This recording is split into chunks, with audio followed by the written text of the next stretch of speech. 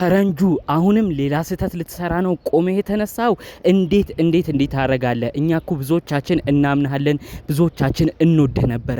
አሁን ግን የምትገኝበት ቦታ እጅግ የማይመጥን ሆኖ እያገኘነው ነው። ቀደም ተብሎ ደስታ የሚባለውን ግለሰብ ለሩታ ለመዳር ከደስታ ጋር ሆናችሁ ስትሰሩ ነበረ። እንዲሁም ከሩታ ታናሽ ወንድም ጋር ሆናችሁም ብዙ ነገሮችን ስታረጉ ነበር። እሱ ነገር አልቆ ሁሉ ነገር ተቋጭቷል ተብሎ ደስታም ወደ መጣውበት ሀገር ልመለስ ነው አብርሽና ሩታ ይማል አልገባም ብሎ እንደውም በስተመጨረሻ እንደማስታረቅ ሁሉ አድርጎ አስታራቂ መስሎ አይተን ነበር። እንዴት ያ ሁሉ ነገር ደግሞ አልፎ ይህንን ሴራ ይዛችሁ ትመጣላችሁ? ትናንት እኮ ቪዲዮ ስትለቁልን ፈረንጁ እውነትም ለልጁ ተቆርቁሮ ነው። ምናልባት በዳኒ በኩል ክፉ ሴራ ታስቧል። የአብርሽና የሩታ ልጅ ሊወሰድ ይችላል፣ ዳኒ መጥፎ ነገር ሊያረግ ነው ብለን ብዙዎቻችን ስንጮህ ነበረ። ጭራሽ አሁን ደግሞ ተጠርጣሪ ያረከው የጠረጠርከው ግለሰብ የልጁን አባት አብርሽ መሆኑን ስሰማ በጣም ነው የሚያሳዝነው። ይህ ነገር ሴራና አውቃችሁ ሩታና አብርሽ መካከል ደግሞ ሌላ ችግር እንዲፈጠር ያመጣችሁት ድራማ እንደሆነ በዝርዝር መረጃው ደርሶኛል። ፈረንጁ ያሰበውን ነገር በቅድመ ተከተል ነው በዚሁ እማሰማችሁ። ያልተጠበቀ ነገር ተከስቷል። እባካችሁ ፈረንጁን የምንወድ ብዙዎቻችንን ከዚህ ስራው እንዲቆጠብም መልእክቴን ሰምታችሁ እናንተም የተቻላችሁትን ኮሜንት ላይ አስቀምጡ።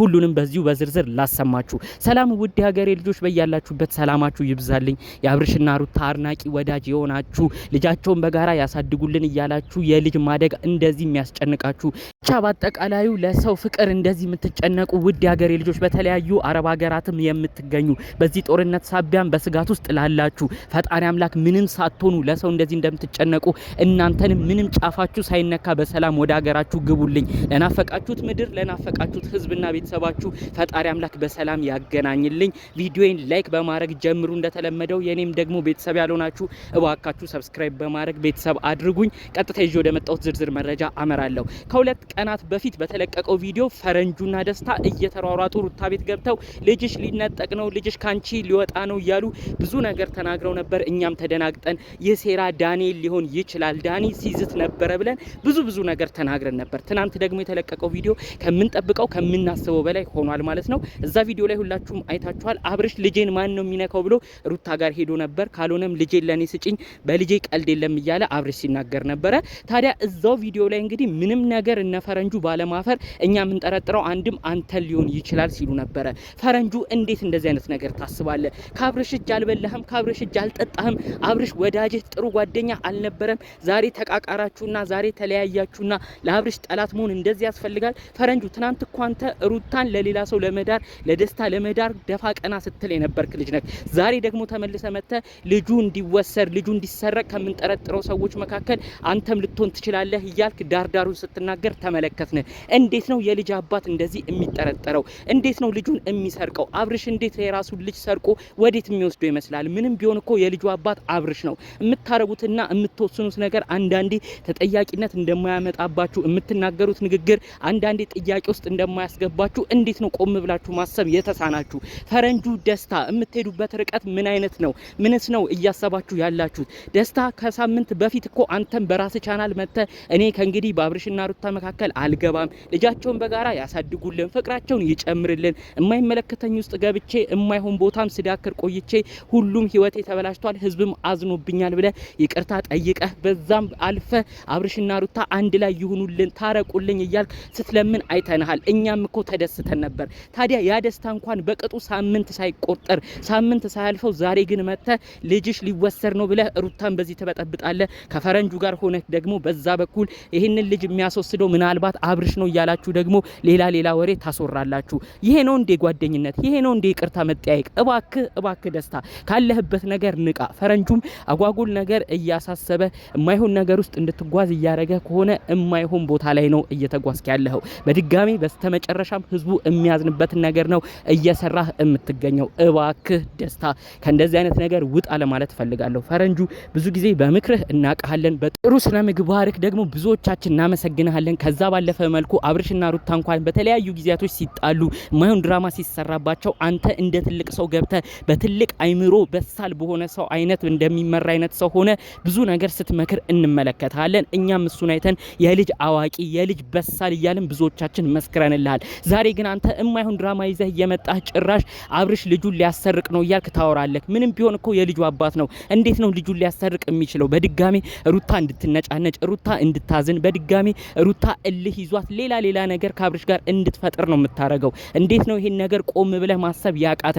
ምን አይነት ድራማስ ነው ያሰባችሁት? እሺ አብርሽ አሰረቀ ወይ ሊያሰርቅ ነው ብለህ አሶራ።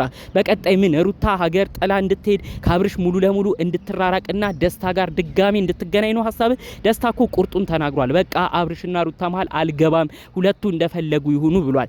አንተ ፈረንጁ ምን አይነት ሀሳብ ነው እያሰብክ ያለው? ከዛ ቤት ውጪ ስትል ራሱ አሁን ነው እየተገለጠልኝ የመጣው። ከዛ ቤት ወጥተሽ ሌላ ቤት ሂጂ ያልካት ከአብርሽ እንድትርቅ ነው አውቀህ ልጁን ምክንያት እያደረግ ልጅሽ ሊሰረቅ ይችላል ከዚህ ቤት ጥፊ ያልካት ወደፊት አብርሽም እዛ ቤት መጥቶ ልጁን እንዳያይ እሷንም እንዳያገኝ በማሰብ ነው ሁሉ ሴራ እያሰብክ የመጣው።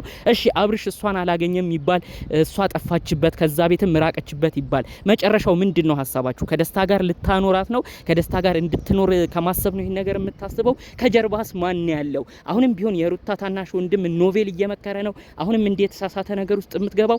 እባክህ ፈረንጁ ካለህበት ነገር ንቃ። ያኔም ራሱ አውቃችሁ የማያስኬድ ነገር ነው ስትሄዱበት የነበረው።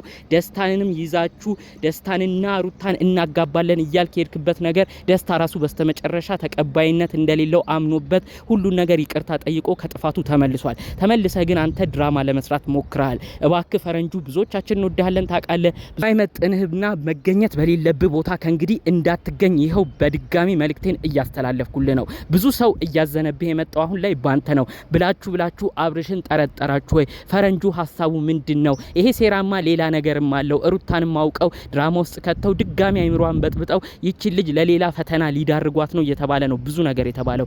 አስቀድመን ብዙዎቻችን እውነት ነው የፈረንጁ መልእክት ዳኒ እንደዚህ ሊያደርግ ይችላል ሲዝት ነበር ብለን ነበር። ጭራሽ ግን ፈረንጁ የልጁን አባት ጠርጥረህ ቁጫል። ይሄ ነገርክ ሌላ ጥያቄ እንደሚያስነሳብህ ይኸው ደግሜ እየነገርኩ ነው። ሩታን ብትሆኚ ሁሉን ነገር ተነጋግረሽ ለመፍታት ሞክሪ። እንደ በፊት ጊዜው መጨቃጨቁ ምንም መፍትሄ እንዳላመጣልሽ አሁንም መልሰሽ እዛው መሆንሽን ተመልከቺ። ከራስሽ ምንም ነገር የመጣ ነገር የለም በጭቅጭቅ። ስለዚህ አሁንም ቢሆን ከልጅሽ አባት ጋር ሁለታችሁ ብቻ ሆናችሁ ሌላ ሰው ሳትጨምሩ ሌላ ሰው ሳታስገቡ ጉዳዩ ላይ ተነጋግራችሁ ተወያይታችሁ ጉዳዩን ለመፍታት ሞክሩ። አለበለዚያ ግን ድጋሚ የምትሄዱበት ርቀት አሁንም ተመልሶ ወደ በፊቱ ጭቅጭቅና ንዝንዝ ወደማያቋርጥለት ንትርክ ውስጥ ነው የሚመልሳችሁ። ይህን ነገር አንቺም ትኩረት እንድትሰጩ በዚሁ መልእክቴን ማስተላለፍ ፈልጋለሁ።